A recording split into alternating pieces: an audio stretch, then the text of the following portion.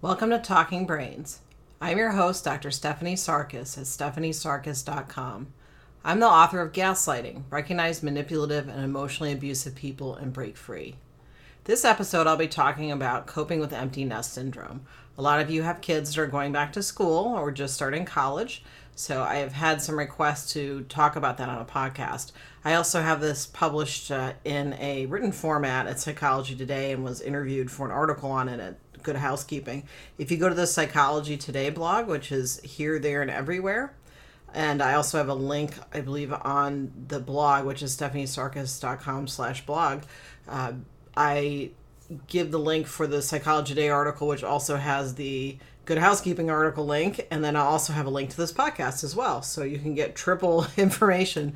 So if you wouldn't mind, please click that subscribe button and give Talking Brains a 5-star rating. It's appreciated, and enjoy the podcast.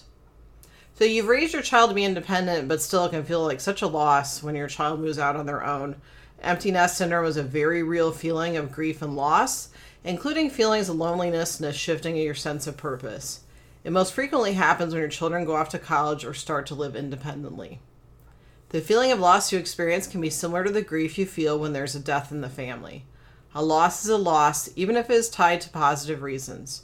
You may feel anxiety, depression, anger, relief, and denial. You're learning a new way to interact with your child, your partner, and most importantly, yourself. At first, you may enjoy the new quiet of your home, but you also feel a sense of loss. Your children are who you raised them to be, independent, happy adults. So you may be wondering why you're feeling a sense of grief. Your schedule has now changed, and your role as a parent has changed. It can be a big hurdle to adapt to a new role, or even to discover what exactly is that new role.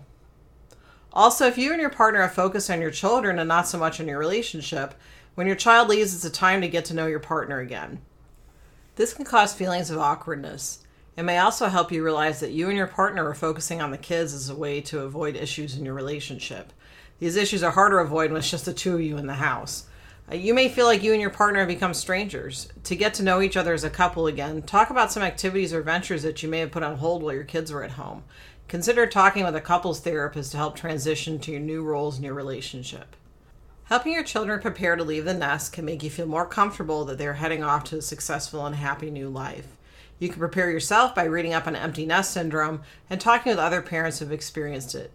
Begin getting involved in activities that you can pick up fully when your child moves out. This will help you with the transition. You have an activity that will be consistent throughout that time. Keep in mind that even when you help your child prepare, you may still feel a sense of loss, and that's completely normal. If you're unable to help your child prepare, that's totally okay. It's important to acknowledge that your role in your child's life is changing. You will always be mom or dad, but your child may need you in a different way now. It's completely normal to feel that your purpose in your child's life has completely changed. Your child still needs you, just in a different way. You may find that you have more unscheduled or unstructured time on your hands. This is a time to discover activities and do things that you may not have had time or the energy to do before. You may be stretching more your social muscles, which may feel uncomfortable or it may feel liberating. Your child may also let you know if she needs more of your involvement in her new life or less involvement.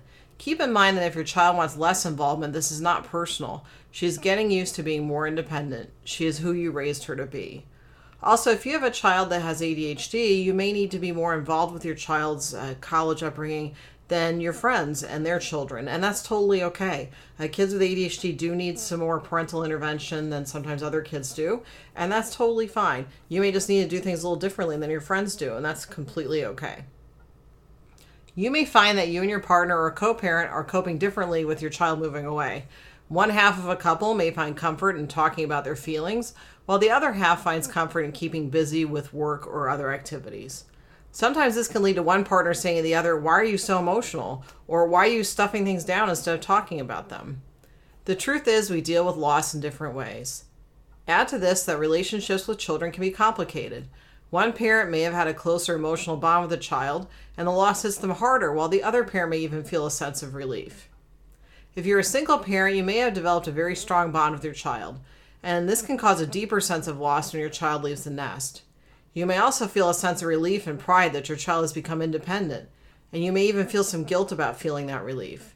It's totally normal to feel relieved that your child is now living on their own. If you've raised your child as a couple, there may be conflicts how each of you is processing or handling your child leaving home. You may also have a period of getting to know each other again. In some cases, when couples have more time to focus on their relationship, it becomes stronger. In some cases, they realize that their relationship has run its course and it's in their best interest to separate. Talking with a mental health professional can be very helpful in sorting out your feelings. Anxiety is very common when you're experiencing empty nest syndrome. The root of empty nest syndrome is grief. You have experienced a loss, even if it's due to positive reasons, such as your child becoming independent. The feelings you will experience are very similar to when there's a death in the family. You may feel denial, anxiety, anger, and depression, and sometimes all at once. Eventually, you adapt to what I call your new normal, and you discover activities and a new definition of your role that works for you. Self-care is essential right now. Take time to take care of you. Explore new activities, things you may have put on hold while your kids were at home. Also, accept that a feeling of loss is normal when your kids leave home. There's been a change in your parental role. Your kids will always need you just in a different way they've needed you before. Sometimes it just takes time to find your new normal. Have a structured schedule, scheduling out every hour of your day, including scheduling and free time. Talk to a mental health professional if you're feeling teary more days than not. If you feel you've lost your life's purpose, if your sleep patterns change, too much sleep or too little, your eating patterns change, experience a sudden weight gain or weight loss, if you're withdrawing from people and activities you used to enjoy, or if you're having difficulty keeping up with your activities of daily living like showering and brushing your teeth, call emergency services or the crisis center if you're having feelings of harming or killing yourself. Utilize the National Suicide Lifeline at suicidepreventionlifeline.org or call 1-800-273-8255. Know that your children are becoming who you raised them to be, independent adults. The side effect of that is adjusting to them living away from you, in some cases thousands of miles away. But you have accomplished one of the greatest feats of parenting, giving your children wings to fly. If you'd like to learn more about practicing good self-care, check out the episode where Dr. Irene Kirschnerman appeared. It's on having an emotional bank account. Are you overdrawn in your emotional bank account? Do you need to replenish your account? I find that to be a really helpful podcast for people that are really looking deeper at the issue of self-care, especially now that their children have moved out. It really puts the focus more on yourself. Again, you are not alone, and there are many parents who are experiencing empty nest syndrome right now in the next couple of weeks. So thank you for listening to this episode of Talking Brains. I'm your host, Dr. Stephanie Sarkis at stephaniesarkis.com. Please hit subscribe and give us a 5-star rating. It's appreciated. Thank you and have a great day.